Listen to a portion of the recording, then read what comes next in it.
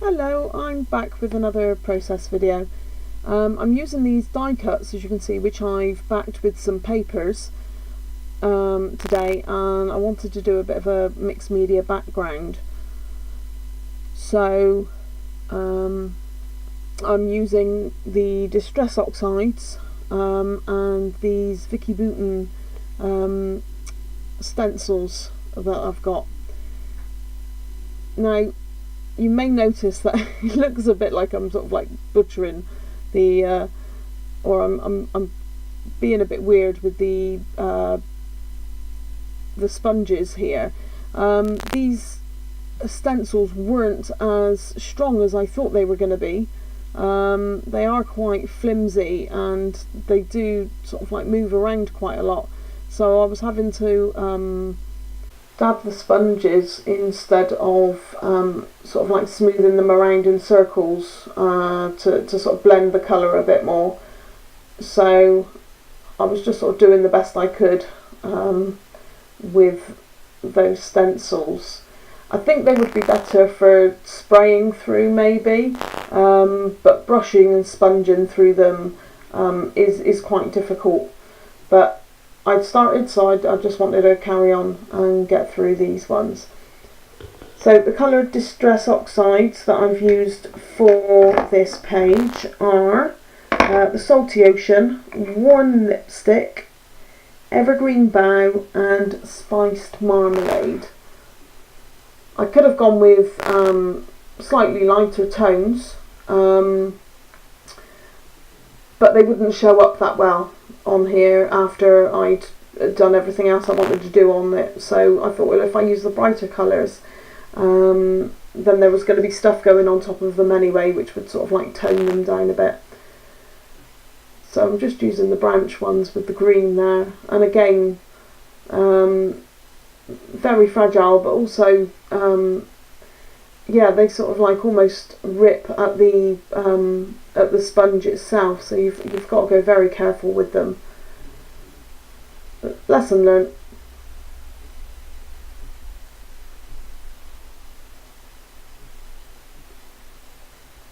So what I'm going to do now is just with the sponges of the different colours, is I'm just sort of dabbing it on a wet wipe just to moisten it and get a little bit, lift a little bit more of the colour out of them. As you can see, the Spice Marmalade has got loads of colour left on it, and so I'm just using that just to sort of blend around really and soften the edges of some bits, and just to sort of fill in a few sort of gaps I've got in the circle, which I'm going to cover with the die cuts anyway. And I just wanted to add a little bit of texture to the page. So the texture paste goes on quite well through these stencils, so they're okay with texture paste, and I should think they'd be okay for sort of spraying through, but sponging didn't really work. So now the texture paste is dry, I'm going to use these die cuts to fill in the circle basically. These die cuts were from an embellishment swap that we did in the For the Love of Pretty Paper Facebook group, and we were put into different groups, and then we had to put together sort of five lots of embellishment packs, either die cuts or stamped images, white and black stamped images on card, and then we sent them all to one central member, and she then divided them up and sent them back to us, so that we've all got different embellishments to use rather than what we usually have in our stash, which I thought was quite a good idea. So I've used what's left of the scraps of my Over the Rainbow kit from Lottie Loves Paper, and I've backed the die cuts, and I've also fussy cut some of the things out of these. once I was happy with the placement of the dies, I stuck them all down, but I've sort of like skipped most of that there, just so you didn't have to watch the whole lot just being glued down, because that would have been a bit boring. So that's it, I've finished the gluing of those, and they're all in place now, stuck in place where I wanted them in the circle. So that's it, they're all stuck down now.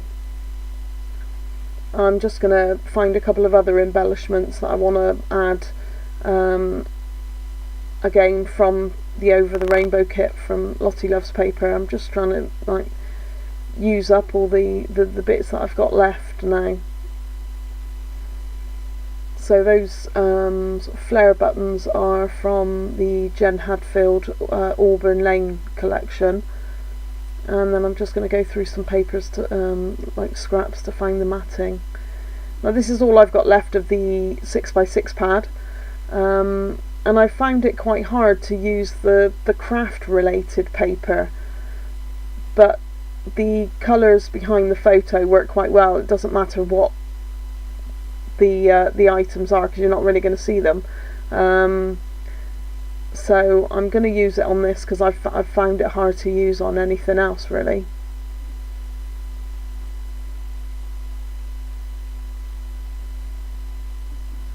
There's just going to be a matting layer anyway, but just with a little bit of primary colours to sort of like reflect Molly's toys that she had there. And then I'm just going to do a bit of layering. If you notice my fluffy arms there, I actually did this after breakfast this morning, and I still had my dressing gown on, and I didn't even think that you'd sort of see the fluffy arms of it, so apologies for that. But I had this in my head, and you know when you get those moments where you get something in your head and you just need to do it. So getting dressed could wait, as I had the day off, and I just had to go with the flow of that. Sorry, I've changed the positioning of my camera, and I'm realising that not as much of my mat is going to be visible, so I've got to remember to work in an area where the camera can now see it properly. So I will remember that for future times. I've moved it down slightly just because I kept banging my head on it, and it was just like I think it was making people seasick every time I banged my head and the camera would shake, so I will get it right one day. So I'm just going to use a bit of the sort of foam sheet I've got there. This one is a self-adhesive foam sheet, just to sort of lift the photo off the page, and just sort of like so that all the embellishments are actually behind it. I'm just going to move that button a bit, as it was in the way of where I wanted it.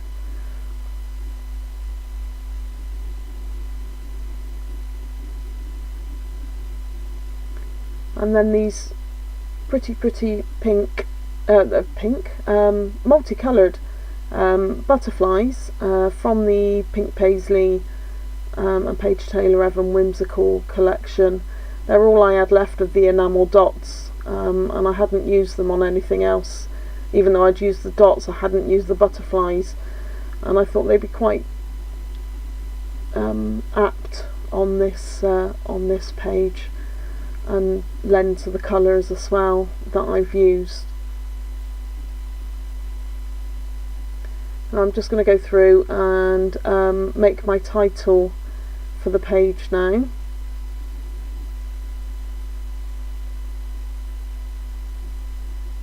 Oh, and that one there, if you can't see it, says Chasing Butterflies.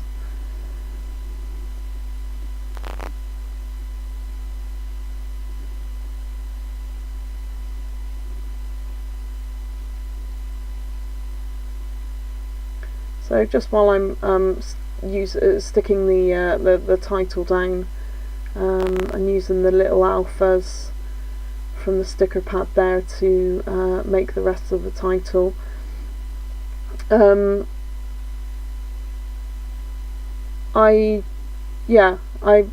think the lighting hasn't been good with trying to film process videos, so I sort of like got out of it a little bit over the Christmas period, but the daylight hours when we get them are a little bit better now in the craft room, so hopefully I'll be back with some more process videos.